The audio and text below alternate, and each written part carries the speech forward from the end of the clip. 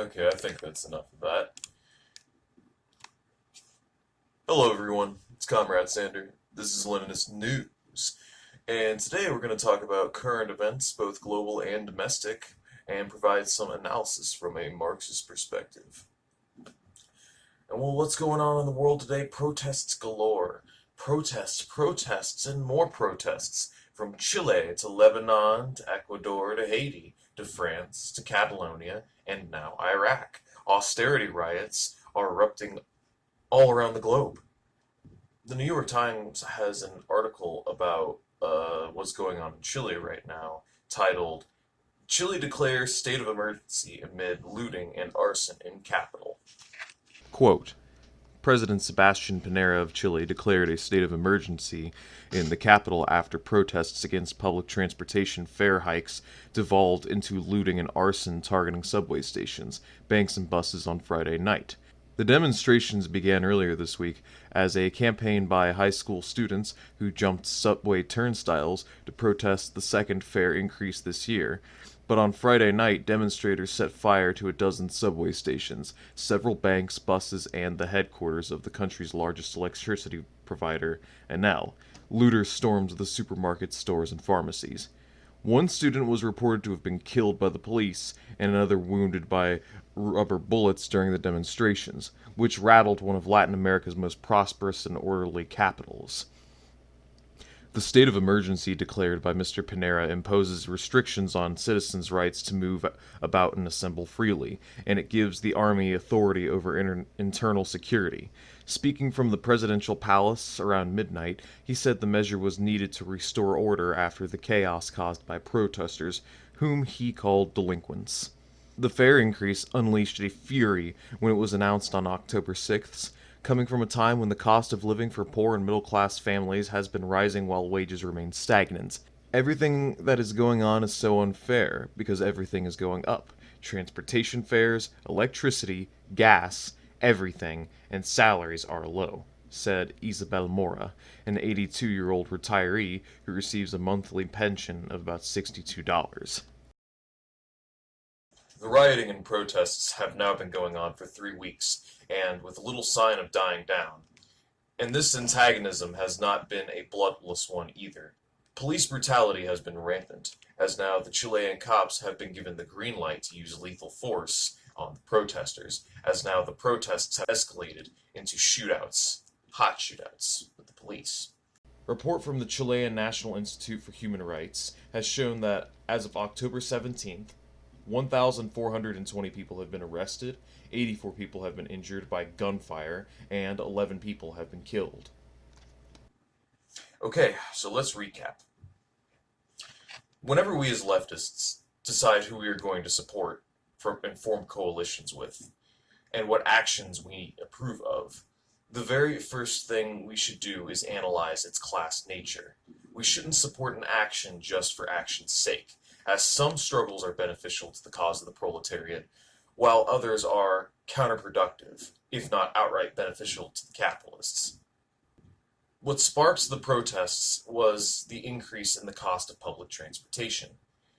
This affects the working class people in a very real material way, along with stagnant wages and inflation. Now, as far as I can see, the protests are unorganized and have no real clear-cut goals and demands. It would seem that this is very much the public cathartically lashing out because they're tired of it. They're tired of the austerity, the rising cost of goods, the poverty, the precarious way of life. This hike in transport costs was just the straw that broke the camel's back.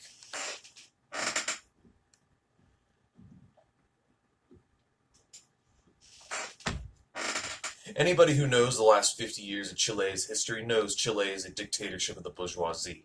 Pinochet sent thousands of leftists and union activists and political dissidents to concentration camps where they would be tortured and humiliated, not to mention the mass executions and disappearances of people that went on under his administration.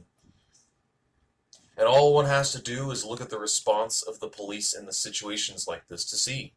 People are going to jail, they're being shot, they're being killed, they're being brutalized. To whom's class interests do the police serve? Now compare this to the umbrella protests in Hong Kong, which have received loads of support from Western media and has backing from NGOs such as the National Endowment for Democracy. And for those of you who don't know, the NED is effectively an arm of the CIA used to sponsor color revolutions and destabilize countries and ousting foreign leaders that the evil empire doesn't like. The overwhelming majority of people partaking in the umbrella protests are middle-class college students. And in spite of what mainstream media will tell you about China's repressive authoritarian measures that they have taken during the protests, out of the 7 months that these have been taking place, the scale of people who've been injured or jailed relative to the protests in Chile is much more mild. Nobody's been killed during the Hong Kong protests, and all of the deaths associated with it have been suicides. And now look at the goals of the umbrella movement versus the protests in Chile. The Chilean people just want the austerity and the capitalist bullshit to stop. Meanwhile, what sparked the Hong Kong protests was an extradition bill that would allow China to extradite criminals from Hong Kong into the mainland for persecution. And several months ago, this bill was killed and is now dead in the water. And thanks to these protesters, somebody got away with murder. And yet they are still protesting. Now, why could that be? What are their demands? Well, let's check it out. Quote, retraction of the characterization of the protests as riots, release and exoneration of arrested protesters, establishment of an independent commission of inquiry into police behavior, universal suffrage for the Legislative Council and chief executive elections, resignation of Carrie Lam. Notice how none of these have anything to do with achieving material gains for the working class of Hong Kong, or addressing any of the economic problems that the proletariat of Hong Kong might be facing. And half of them are only concerned with making sure that Hong Kong rioters get off scot-free for their activities. Millions of Hong Kong citizens are living in cages stacked on top of one another like Legos, and 20% of the population lives below the poverty line, and all they're concerned with is making sure citizens of Hong Kong that are guilty of crimes can't be extradited into mainland China. In other words, wealthy bourgeois in Hong Kong don't want to have to play by China's rules, abide by China's laws, and pay Chinese taxes. For those of you who don't know, Hong Kong is one of the largest tax havens in the world. So it's no wonder why there is such a push to keep Hong Kong from being assimilated into the People's Republic of China. And don't even get me started on the protesters waving the American flag or singing the American national anthem. Such cringe, man, such cringe. So in conclusion, it's pretty clear to me the class nature of the Hong Kong protests is bourgeois, and by extension, does not have my support. But I digress. Just recently, President Pinera has reached a compromise and has agreed to pass some social reforms in an attempt to placate the rioters and circumvent a general strike the Chilean unions had planned for last Wednesday. His reforms included a 20% increase to pensions and an increase in the minimum wage. However, his social democratic reformations have failed to quell anything, as riots continue to persist and the unions ended up following through with the general strike anyways. However, the Copper Workers Federation did call for an end to the strike near the end of the day last Wednesday, after agreeing to future talks with the Chilean government. And with that being said, as of my recording of this on the 25th of October, it looks as though the union strikes are probably going to cool off, and as for the protests, there's no guarantee that these concessions will make them come to an end. I certainly hope that the Chilean proletariat keeps the pressure on. Chile has some of the worst income inequality in Latin America, and hopefully through this dialectic we will at the very least see some good, better reforms for the Chilean people and some real material gains for the Chilean working class. My heart goes out to my Chilean comrades out there. Keep up the good work. Okay, next story. Let's see what the Nazis have been up to lately. 2 members of the Proud Boys have been convicted for assaulting counter-protesters in New York recently. Rolling Stone magazine has an article discussing the situation in detail. Last summer, Maxwell Hare and John Kinsman were found guilty in New York Supreme Court of attempting gang assault, attempted assault, and riot. The two were accused of attacking four anti-fascist counter-protesters in an event at New York City Metropolitan Club, where Gavin McInnes, the founder of the Proud Boys, was slated to speak.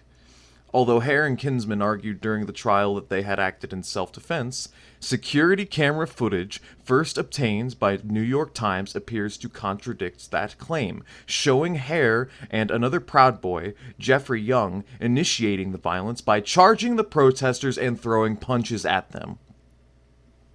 During sentencing, Supreme Court Justice Mark Dwyer condemned Hare and Kinsman for setting a dangerous precedent for other activists to engage in politically motivated street violence.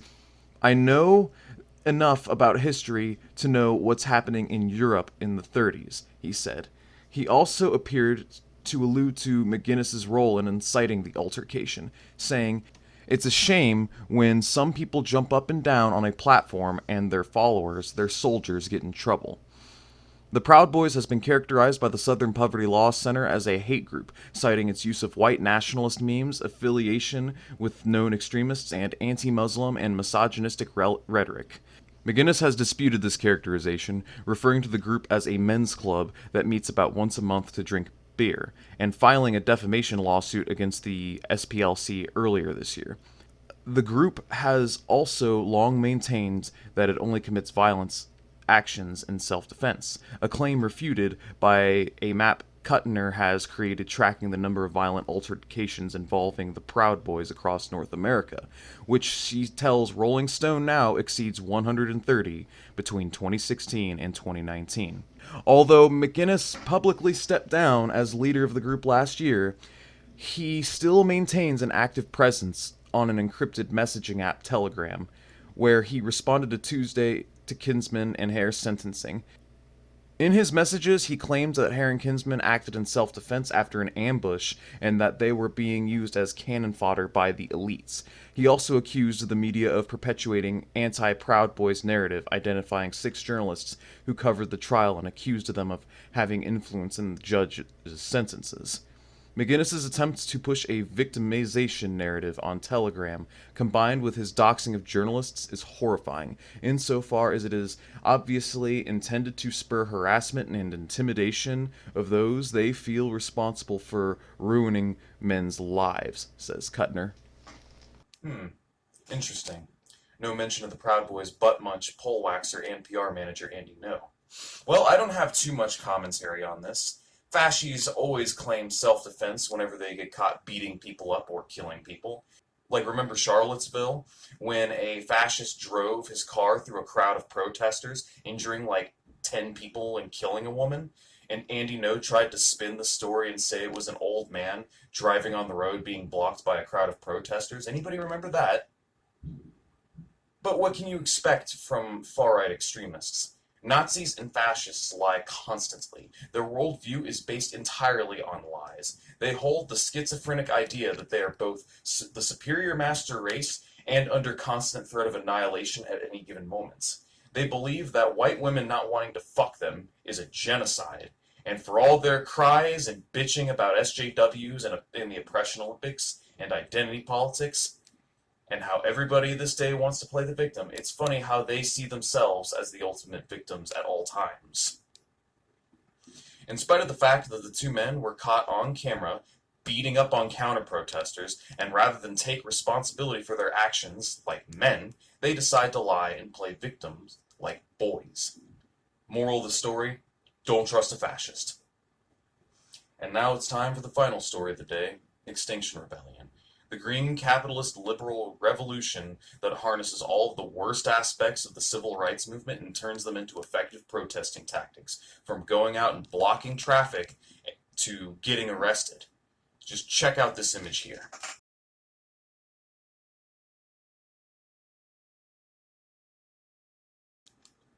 Spraying your hand against a building and turning yourself into the police, because nothing says fight the power like going out and getting arrested. Look, guys, I've seen the goals of the movement. The policies for combating climate change that they advocate for, have all been taken straight out of the handbook of the policy proposals by the UN for the Green New Deal. The issue with this is that they're working within the confines of capitalism, and capitalism as a system has a propensity to pollute and destroy the habitat because it's fundamentally based on exploitation.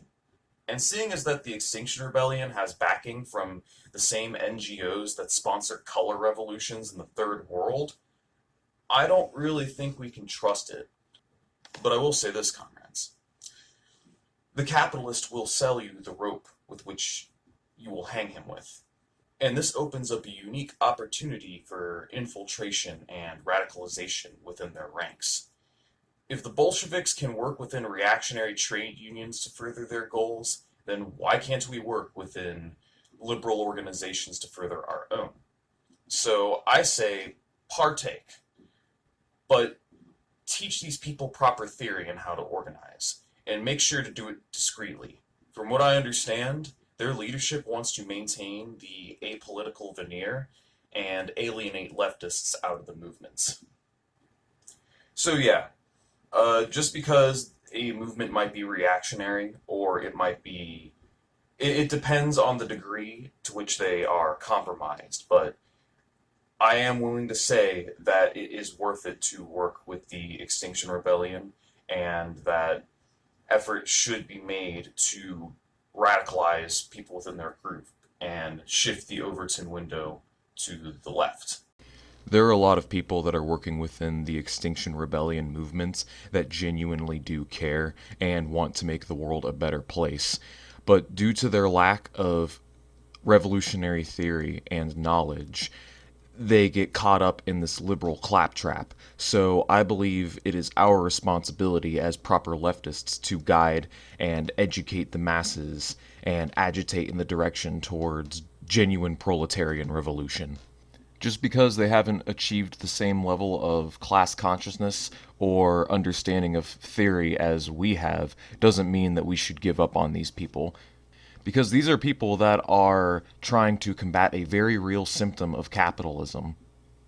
And whether you like it or not, they're all we have, and we can't give up on them. Anyways, that's all I have to say today. I hope it has been informative, comrades, and I will see you guys next time.